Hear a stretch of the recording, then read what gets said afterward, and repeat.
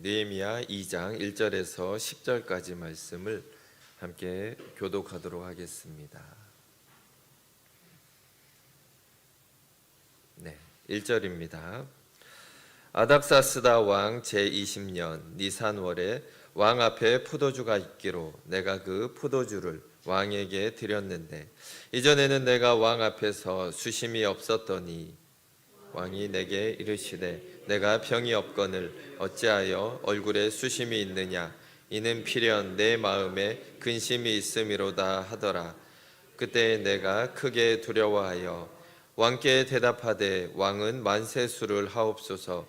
내 조상들의 묘실이 있는 성읍이 이제까지 황폐하고 성문이 불탔사오니 내가 어찌 얼굴에 수심이 없사오리이까 하니 왕이 내게 이르시되 그러면 내가 무엇을 원하느냐 하시기로 내가 곧 하늘의 하나님께 묵도하고 왕에게 아뢰되 왕이 만일 좋게 여기시고 종이 왕의 목전에서 은혜를 입었사오면 나를 유다 땅 나의 조상들의 묘실이 있는 성읍에 보내어 그 성을 건축하게 하옵소서 하였는데 그때 왕이 내게 이르시되 내가 몇 날에 다녀올 길이며 어느 때에 돌아오겠느냐 하고 왕이 나를 보내기를 좋게 여기시기로 내가 기한을 정하고 내가 또 왕에게 아뢰되 왕이 만일 좋게 여기시거든 강서쪽 총독들에게 내리시는 조서를 내게 주사 그들이 나를 용납하여 유다에 들어가기까지 통과하게 하시고 또 왕의 살림 감독 아삽에게 조서를 내리사 그가 성전에 속한 영문의 문과 성곽과 내가 들어갈 집을 위하여 들보로 쓸 제목을 내게 주게 하옵소서 하매 내 하나님의 선한 손이 나를 도우심으로 왕이 허락하고 군대 장관과 마병을 보내어 나와 함께하게 하시기로 내가 강서쪽에 있는 총독들에게 이르러 왕의 조서를 전하였더니 호론 사람 산발락과 종이었던 암몬 사람 도비아가 이스라엘 자손을 흥왕하게 하려는 사람이 왔다 함을 듣고 심히 근심하더라. 아멘. 오늘은 지난번에 이어서 2장 말씀을 함께 나누기를 원합니다. 자, 2장 말씀은 느헤미야가 어떻게 예루살렘 성곽 공사를 시작하게 되는지를 자세히 기록하고 있습니다.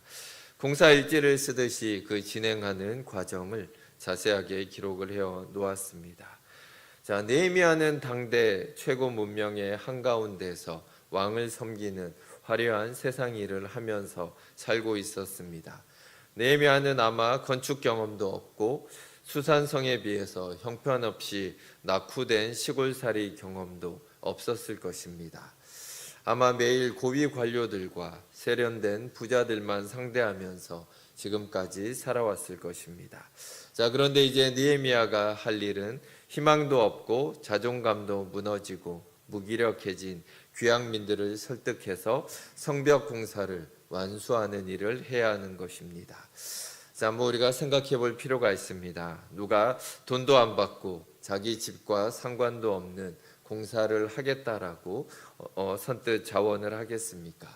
그런데 느헤미야가 그런 백성들과 함께 52일 만에 성벽을 완공하게 되는 기적을 만들어냅니다. 자, 느헤미야는 성벽을 재건한 뒤에도 백성들을 가르치며 예루살렘의 정상화를 위해서 12년 동안 이 성읍에 머물게 됩니다. 자, 성경을 보시면 페르시아에 돌아갔다가 다시 예루살렘으로 돌아오면서 계속해서 예루살렘이 잘 돌아가는지 살피는 것을 우리는 볼 수가 있습니다. 아마 어쩌면 그는 빚진 자와 가난한 자의 문제까지 계속해서 세심히 살피면서 아마 죽을 때까지 아마 예루살렘 성에서 그들과 함께 있을 수도 있는 것입니다. 히브리서를 보면 모세가 그랬다라고 기록을 합니다. 공주의 아들로서 누리는 것을 거절하고 하나님의 백성과 함께 고난받기를 선택했다라고 기록을 합니다. 느헤미야도 비슷한 삶을 살아온 것 같습니다. 자, 우리는 세상 속에서 나와 내 가정만 돌보는 것도 사실 쉽지가 않습니다. 자, 예수님을 성전으로 모시고 믿음의 성벽을 세우는 일이 쉽지 않다라는 것입니다. 때로는 피곤하고 때로는 큰 힘을 들여야만 이것이 가능한 일입니다. 게다가 주님의 교회와 하나님의 나라를 세우기 위해 성벽 공사도 함께해야 되는 일이 있다라면 더욱더 힘들기도 한 것입니다. 몸과 마음이 지치고 사는 것도 힘들어질 때 이런 짐이 더욱더 무겁게 느껴집니다. 단순히 우리의 머리로 계산하면 이런 것들은 우리에게 손해가 되는 것 같습니다. 아마 우리가 지금까지 헌금한 거 계산하면 집 한 채 사겠다 이런 생각이 드는 분들이 분명히 있을 것입니다. 저희 장인어른이 그동안 먹은 술만 안 먹었어도 집을 한 채 더 샀다 뭐 이런 얘기를 하셨는데, 자 근데 그렇지 않습니다. 우리는 계속 술을 먹을 거고 자 계속 할 거는 해야 됩니다. 자 그래서 많은 성도들이 잠시 교회를 떠납니다. 가난한 성도, 교회 안 나가 이런 성도들이 되는 것도 때로는 이런 삶이 너무 벅차게 느껴지기 때문입니다. 자 그러나 우리의 인생을 보호할 믿음의 성벽이 허물어진다면 우리의 삶에는 더 악하고 독한 것들이 산사태에 밀려들듯 우리를 덮치고 말 것이라는 것을 우리는 잘 알고 있습니다. 그래서 우리는 매일 믿음의 성벽을 점검하고 흔들리고 무너져 내린 부분들을 보수하며 나아가야 하는 것입니다. 그러면 힘들게 세워가는 그 믿음의 성벽이 우리 자신을 지켜주고 우리 가정과 또한 교회를 안전하게 지켜줄 것입니다. 자, 먼저 느헤미야는 이 성벽 공사를 어떻게 시작했냐? 기도로 해냈다라고 성경은 기록을 합니다. 재미있는 것은 느헤미야서 전체에서 느헤미야가 기도하는 모습이 모두 9차례 등장을 합니다. 자, 이 모든 과정 가운데 느헤미야는 쉴 새 없이 자기가 기도했고 그 기도의 응답으로 하나님이 자기를 도왔다라는 것을 느헤미야서에서는 계속해서 우리에게 보여주고 있다라는 것입니다. 기도 없이는 사실 세상의 집도 성공적으로 세울 수가 없는 것입니다. 세상의 집도 믿음으로 골조를 세워야지 끝까지 안전하고 견고하게 세워나갈 수가 있는 것입니다. 모든 것을 세우는 가장 견고한 재료가 기도라는 것을 우리는 기억해야 합니다. 성경에서 우리에게 모범이 되는 모든 사람들도 대부분이 기도의 사람들입니다. 자, 신자들은 언제나 기도의 자리에 우리는 서 있어야 하는 것입니다. 자, 우리는 우리가 기도하는 자리가 있어야 합니다. 아침에 출근한 사무실이 될 수도 있고 가족들을 다 내보낸 식탁 앞이 될 수도 있고 때로는 피곤한 하루를 마치고 침대에 몸을 눕히기 전에 우리는 항상 기도하는 자리를 만들어야 하는 것입니다. 왜 그것이 필요하냐 하면 그래도 반복되는 그곳에서 기도가 잘 되기 때문입니다. 우리는 이런 반복된 습관을 루틴이라고 부릅니다. 아침마다 일어나면 커피부터 한 잔 해야지. 이거는 매일 그렇게 사는 사람들에게는 너무나 편안한 일입니다. 도리어 그 커피를 안 마시면 뭔가 불편하고 하루가 힘들어지는 것이 도리어 이 루틴이라는 것입니다. 자, 이렇게 반복되는 기도의 삶이 우리의 몸에 익숙해진다라면 우리가 기도하는데 더 이상 힘을 들일 필요가 없다라는 것입니다. 자연스럽게 우리는 기도의 자리에서 하나님과 기도하고 있을 것입니다. 자, 바로 그 기도의 자리에서 모든 의미가 있는 역사가 일어나는 것입니다. 자, 오늘 본문 2장 1절을 보시면 아닥사스다 왕 20년 니산월이라고 시간을 얘기하며 나아가고 있습니다. 자, 1장 1절에서 보면 느헤미야의 기도는 처음으로 같은 해 기스르월에서 시작이 됩니다. 자, 기스르월은 우리로 얘기하면 11월 중순 정도로 해당이 됩니다. 그리고 니산월은 3월 중순으로 보시면 됩니다. 자, 1장과 2장 사이에 4개월의 시간이 흘러갔습니다. 자, 느헤미야가 이렇게 달을 언급한 이유는 자기가 성전 재건을 결심한 이후로 4개월 내내 그는 기도하면서 계속 이것을 준비했다라는 것을 우리에게 보여주고 있습니다. 다른 말로 하면 4개월이 지나서야 하나님의 구체적인 응답을 느헤미야가 받았다라고 우리가 해석할 수도 있습니다. 자, 이것은 기도의 하나의 원리를 또한 우리에게 알려주고 있습니다. 우리가 기도하지 않는 이유가 무엇입니까?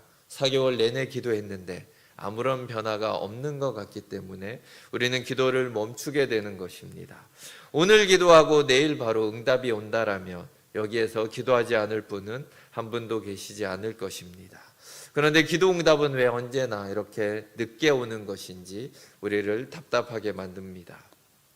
자, 그러나 뒤를 보면 알지만 이 기도하는 4개월 동안 하나님은 침묵하지 않으셨습니다. 하나님은 계속해서 응답을 하고 계셨다라는 것을 우리는 보게 됩니다. 자, 기도 중에 받은 지혜로 느헤미야는 성벽 공사를 어떻게 완벽하게 할 수 있는지 그 모든 계획을 세울 수가 있었던 것입니다.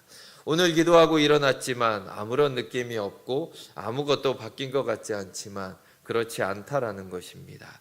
믿음의 기도는 반드시 일의 성취를 위해서 어떤 부분이든지 하나님은 움직이고 계시고 일하고 계심을 믿으시는 성도님들이 되시기 바랍니다. 하나님은 반드시 우리의 기도를 들으시고 또한 어떤 결과로든 반드시 응답을 해 주십니다. 다만 우리에게 필요한 것은 하나님이 나의 기도를 들어주신다라는 확신입니다. 이 확신이 없기 때문에 우리는 기도를 그만두게 되는 것입니다. 자, 확신이 없는 기도는 무의미하게 느껴지고 끈기 있게 나아갈 수가 없는 것입니다. 자, 앞장에서 1장에 보시면 느헤미야의 기도를 살펴보면 그는 응답에 대한 확신이 넘치는 것을 볼 수 있습니다. 그의 기도의 내용을 보면 하나님을 경외하고 계명을 지키는 자에게 하나님은 긍휼을 베푸신다. 나의 조상들이 범죄하여서 이렇게 지금 우리가 환난을 당하고 있는 것을 그는 자신의 죄인 것처럼 회개하며 나아갑니다. 하지만 우리가 회개하고 돌이키면 주님이 다시 복을 주신다라고 약속하셨기 때문에 그 말씀대로 우리에게 응답해 주실 것을 믿는다라고 꼭꼭 집어서 느헤미야는 기도하며 나아갑니다. 자, 그냥 맹목적으로 기도하며 간구하는 것이 아니라 하나님이 어떤 분인지를 고백하고 그 하나님이 또한 약속을 했기 때문에 반드시 그 약속이 이루어질 거다라는 것을 믿으며 또한 그 약속을 계속 언급하면서 기도하고 있는 것입니다. 자, 우리 성도님들도 마찬가지입니다. 우리가 막연히 기도하는 것이 아니라 하나님의 약속을 근거로 기도할 때 우리의 기도는 반드시 응답을 받게 됩니다. 자, 우리의 기도는 막연히 천지 신명에게 구하는 것이 아닙니다. 또한 지성이면 감천이다, 이런 말을 따라서 기도하는 것도 아닙니다. 우리는 예수님이 말씀하신 것을 믿고 그것을 기도하며 나아가는 것입니다. 너희가 내 이름으로 무엇을 구하든지 내가 시행하리라. 예수님의 그 말씀을 믿으며 나아갑니다. 또 우리는 기도 마지막마다 예수님의 이름으로 기도드린다라고 고백을 합니다. 자, 이 말은 어떤 응답을 받기 위한 주문이 아닙니다. 자, 이것은 예수님을 믿는다라는 의미입니다. 나는 예수님을 믿습니다. 예수님이 하나님의 아들이시고 나의 죄를 구속하신 구원자이심을 내가 믿는다라는 고백이 이 안에는 담겨져 있는 것입니다. 우리 모두가 이 사실을 믿고 있습니다. 이것을 믿으십니까? 자, 물론 예수님이 우리 죄를 속죄하심을 믿는다는 것 안에는 우리의 죄에 대한 자백과 회개가 또한 느헤미야처럼 포함되어 있습니다. 느헤미야가 회개하며 기도했듯이 우리도 언제나 성령님과 또한 우리의 양심에 비추어 봐서 우리의 죄를 고백하며 회개하며 나아가야 하는 것입니다. 자, 하나님이 기도 응답을 약속하신 유일하고 합법적인 통로가 예수님을 통해서라는 것을 우리는 기억해야 합니다. 자, 하나님은 반드시 우리가 예수님을 통해서 기도할 때 우리 기도를 들으시고 응답해 주심을 믿으며 기도의 삶을 살아가는 우리 성도님들이 되시길 주의 이름으로 축원드립니다. 자, 그럼 다음으로 하나님이 그 기도에 응답하시는 과정을 한번 살펴보기를 원합니다. 자, 4달이 지난 어느 날 느헤미야가 한 잔치에서 왕에게 포도주를 따르며 의전을 챙기고 있을 때입니다. 1절을 보시면 이전에는 내가 왕 앞에서 수심이 없었더니, 자, 오늘 갑자기 느헤미야의 얼굴에 수심이 가득합니다. 4개월 동안 기도하면서 아무렇지도 않았는데, 자, 오늘 왜 갑자기 예루살렘이 떠오르면서 얼굴이 슬퍼지고 막 눈물이 날 것 같은 그런 표정을 하면서 느헤미야가 지금 이 왕 앞에 서 있는 것입니다. 자, 우리는 느헤미야가 그렇게 충동적인 사람이라고 생각되지 않습니다. 느헤미야서 전체를 보면 정말 철두철미하게 계획 가운데 움직이는 사람이 느헤미야라는 것을 우리는 알게 됩니다. 자, 그럼 오늘 이렇게 느헤미야가 지금 수심에 가득 찬 표정을 짓는 것이 결코 우연이 아니라 지금 일부러 그렇게 하고 있다라고 우리는 해석할 수가 있는 것입니다. 자, 오늘 배경인 니산월은 오늘날로 하면 3월 중순이지만 당시로 보면은 새해가 시작되는 정초라고 보시면 됩니다. 자, 또한 페르시아 왕들은 자주 잔치를 벌리면서 정초에는 또한 이 잔치 중에 왕이 참석자의 소원을 들어주는 그런 행사들을 이벤트를 종종 벌이기도 하였습니다. 자, 4개월 동안 기도하는 느헤미야는 평소에는 밝은 얼굴로 계속해서 자기의 사명을 잘 감당했습니다. 그런데 오늘 이 정초에 드디어 느헤미야는 결심을 하고 왕의 관심을 끌기 위해서 이런 표정을 지었다라고 보는 것이 더욱더 정확할 것입니다. 자, 때마침 왕이 또한 느헤미야의 안색을 보고 거기에 반응을 하게 됩니다. 사실 느헤미야의 행동은 매우 위험한 일이었습니다. 예루살렘 성은 페르시아 왕의 조서에 의해서 건축이 금지되어 있는 상황입니다. 누가 이 조서를 내렸나? 그게 바로 지금 느헤미야 앞에 있는 아닥사스다 왕입니다. 아닥사스다 왕이 성벽을 세우지 못하도록 그 모든 것을 막은 장본인이다라는 것입니다. 자, 가장 큰 문제는 이 조서를 내린 왕이 자기가 내린 법명을 바꿔야 하는 그런 상황입니다. 자, 즐거운 자리에서 느헤미야가 수심이 가득 찬 얼굴로 술을 따르니 왕의 기분이 어쩌면 좋지 않을 수도 있습니다. 왕이 느헤미야에게 묻습니다. 너는 왜 보통 때와 달리 얼굴에 수심이 가득하냐? 마음에 무슨 문제가 있는 게 틀림없지. 자, 어쩌면은 긍정보다는 부정적인 느낌이 이 안에는 들어 있습니다. 사실 왕궁의 생활은 암살과 암투가 가득합니다. 왕은 최측근도 믿을 수 없는 그런 시대를 살아가고 있었습니다. 특히 아닥사스다 왕의 부친인 아하수에로 왕이 신하에게 살해를 당한 일 후에 지금 이 왕이 왕의 자리에 오르게 되었기 때문에 더욱더 신하들을 의심하는 그런 상황이었습니다. 자, 이 말을 들은 느헤미야는 크게 두려워했다라고 고백을 합니다. 왕의 기분이 상하고 왕이 조금만 의심을 한다라면 바로 죽을 수도 있는 그런 상황입니다. 자, 그러나 느헤미야는 이것이 하나님이 나에게 주신 기회다라는 것을 직감으로 알아차립니다. 자, 느헤미야는 이 문제로 이제는 왕과 정면 승부를 해야 되는 상황입니다. 자, 우리가 에스더서를 기억합니다. 죽으면 죽으리라라고 왕 앞에 나온 것처럼 오늘 느헤미야도 동일하게 지금 백성을 살리기 위해서 자, 이 승부를 지금 감당하고 있는 것입니다. 자, 머뭇거리고 뒤로 돌아서면 언제 다시 기회가 올지 알 수 없는 것입니다. 자, 느헤미야는 자기 얼굴에 수심이 있는 이유를 조상의 묘실이 있는 성읍이 아직도 불탄 채로 무너져 있기 때문이다라고 간단하게 얘기를 합니다. 자, 예루살렘이라는 말도 사용하지 않고 그냥 조상의 묘실이 있는 성읍이라고만 표현을 합니다. 자, 왜 이렇게 하냐 하면 조상의 성읍이라는 말은 꼭 우리가 생각하면 경주 같은 고도가 떠오르죠. 오래된 마을이 있나 보다. 자, 페르시아에 정치적으로 반역할 그런 도시 같은 인상을 전혀 주지 않으려는 의도가 담겨 있는 것입니다. 자, 왕이 과거에 예루살렘에 내렸던 조서를 성벽을 세우지 못하게 했던 그 조서를 떠올리게 할 필요는 없던 것입니다. 자, 적재적소에 맞는 말을 하는 지혜도 기도 가운데 하나님이 주실 줄 믿습니다. 자, 기도는 사람들과의 관계를 원활하게 하는 또한 말의 지혜를 우리 가운데 선물로 주십니다. 느헤미야의 말에 왕의 의심은 한순간에 사라지고 다시 이렇게 묻습니다. 그러면 내가 무엇을 해주기를 원하느냐?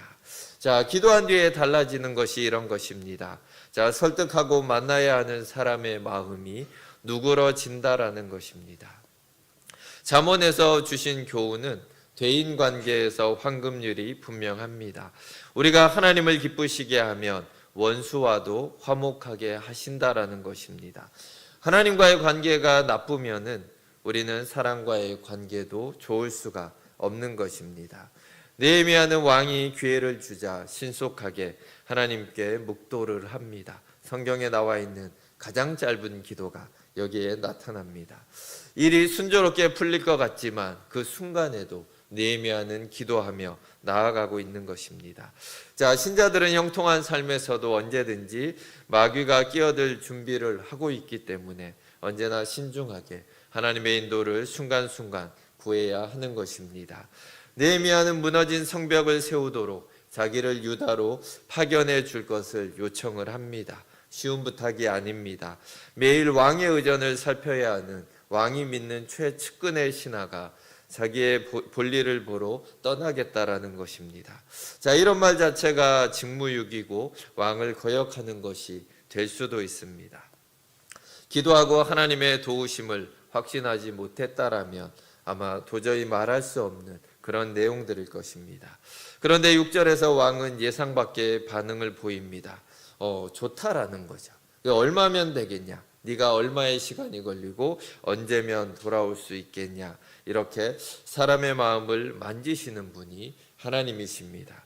사실 이 당시의 배경을 또 우리가 기억을 해야 합니다. 역사적으로도 사실 이 왕이, 그러니까 느헤미야가 돌아가기 한 5년에서 10년 전에 이집트에 반역이 있었습니다. 이집트가 이 페르시아를 반역하는 사건이 있어서 그것을 평정한 일이 있었고, 또한 사마리아 주변을 또한 담당하던 감독이 반역하던 사건도 벌어집니다. 그러니까 왕의 머릿속에도 이쪽에 누군가는 보내서 뭔가 좀 정치적으로 정리를 해야 되는데 라는 생각이 있을 수 있다라는 것입니다. 역사적으로도 하나님이 움직이셨고, 또한 지금 실제적으로 왕의 마음을 하나님이 움직이고 계시다라는 것입니다. 자, 하늘의 왕이신 하나님께 기도하자. 하나님은 땅에 있는 왕의 마음을 감화하셔서 응답하고 계시는 것입니다. 사람의 마음을 우리의 힘으로 아무리 바꾸려고 해도 쉽지가 않은 것입니다. 남편의 마음도 안 바뀌고 아내의 마음도 안 바뀌는 것을 우리는 삶 속에서 깨닫게 됩니다. 제일 말을 안 듣는 건 자식들입니다. 자, 그럴수록 우리는 도저히 방법이 없습니다. 기도밖에 방법이 없다라는 것입니다. 도리어 때로는 역효과가 나서 관계가 더 틀어지기도 합니다. 자, 사람은 쉽게 자기가 갖고 있는 마음을 바꾸려고 하지 않습니다. 마음을 움직이고 싶다라면 가장 쉬운 방법이 하나님께 기도하는 것입니다. 왕이 호의적으로 나오자 느헤미야는 준비한 모든 것들을 일사천리로 왕에게 쏟아놓습니다. 7절과 8절을 보시면 조서를 써주셔서 유다 땅까지 가는 중간에 있는 왕의 속국을 무사히 통과하게 해주시고, 살림을 감독하는 아삽에게 조서를 내리사 성곽의 문과 내가 살 집을 짓는 데 필요한 제목들을 주게 해 주옵소서. 자, 중요한 순간에 이런 모든 것이 어떻게 이렇게 줄줄줄 나올 수가 있을까요? 느헤미야는 기도하는 4개월 동안 하나님이 주신 지혜로 이 모든 것을 준비하고 있었다라는 것입니다. 자, 4개월 동안 기도하면서 극적인 어떤 변화가 보이지 않았지만 그 순간순간 하나님은 기도 가운데 신실하게 응답하고 지금 느헤미야를 인도하셨다라는 것을 우리는 보게 됩니다. 그리고 결정적인 순간에 이 모든 일이 한 방에 풀리게 되는 것입니다. 그렇기 때문에 이 모든 일을 느헤미야는 이렇게 고백을 합니다.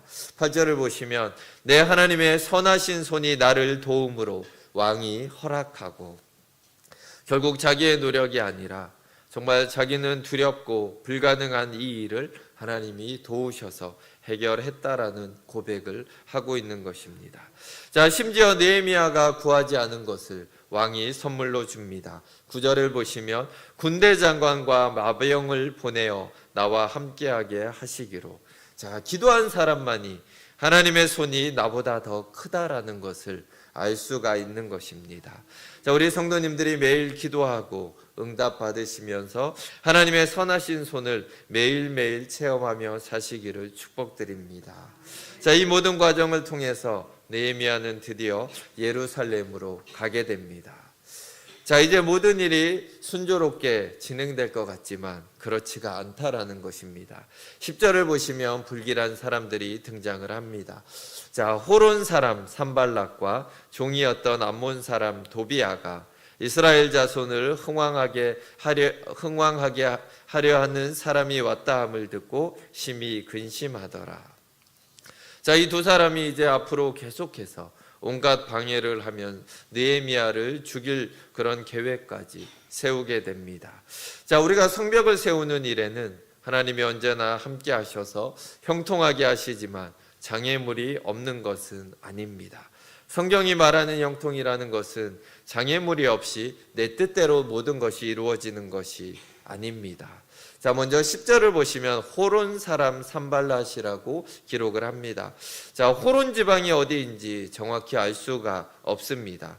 모압 사람의 성읍 호로나임을 뜻하는 것인지 아니면 예루살렘 북서쪽에 20km 떨어진 벳호른 지역을 말하는 것인지 정확히는 알 수가 없습니다. 그러니까 쉽게 얘기하면 유명한 곳이 아닌데 지금 느헤미야는 이 표현을 쓴다라는 것입니다.